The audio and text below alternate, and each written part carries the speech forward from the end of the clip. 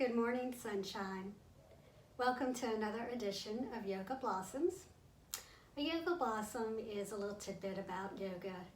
It can be information about a pose, something about yoga philosophy, maybe it's a tip, or it's just something inspirational that I want to share with you. Today's blossom is a tip for your wrist. Now, if you're like me and a lot of other people, when you're doing poses that involve weight bearing on your hands, your wrists tend to hurt afterwards, especially if you're holding them for any length of time. So this tip is how to prevent that from happening.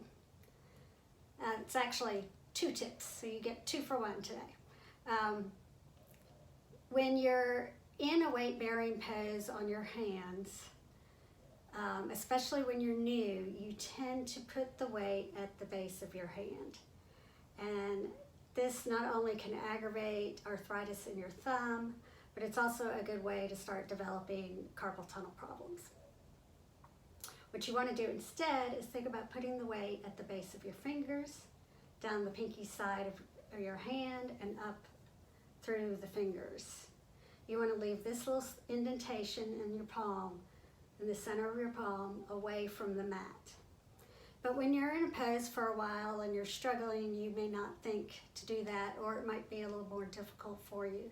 So this is just an easy way to assist with that, and that is using a block. This is a tip I got from one of my teachers, Denver Clark with Heartward Yoga Institute, and it's very helpful.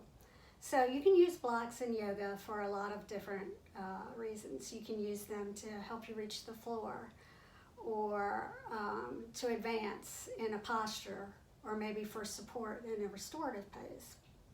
Today we're going to use them as a reminder to take the weight out of your wrist, out of the base of your palm, and also as support to help with the wrist pain.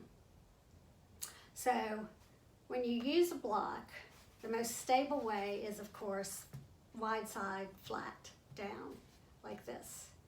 That's going to be the most stable way. Now, if you're used to doing yoga with props, you know that you can also stand the block like this or like this. But these are more unstable ways, and you need to be careful if you do use them that way, that you're not putting the whole weight of your body in them, because they can easily buckle and fall from underneath you, and then you fall, and we don't want that. So, the way to hold the block when you're doing a weight bearing in your hand pose, like tabletop or plank or down dog, is to span the width. Now, I have small hands, but even I can span it. You want your thumb on one side and the majority of your fingers on the other side, and your index finger is just going to be pointing straight up or a little bit angled. So I invite you to join me on my mat for a moment.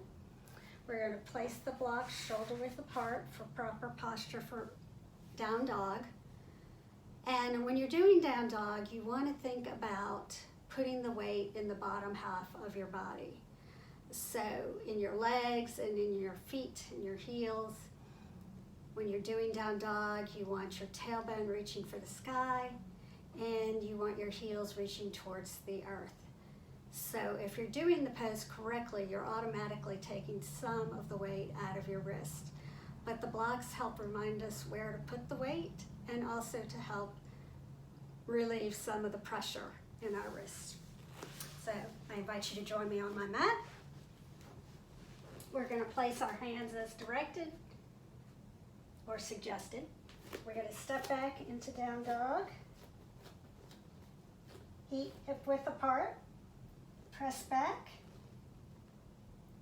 Stretch your heart forward. And you can automatically feel that the weight is going in the back of your body. And there is less pressure in your wrist. And that's it. That's how you use a block to help with your wrist pain. I hope you enjoyed this Yoga Blossom, and if you did, please go to my Facebook page, Yoga Blooms. Like it, follow it, share it. Thank you for letting me spend this time with you this morning. I hope you have a wonderful day. The light within me, honors and celebrates the light within all of you. Namaste.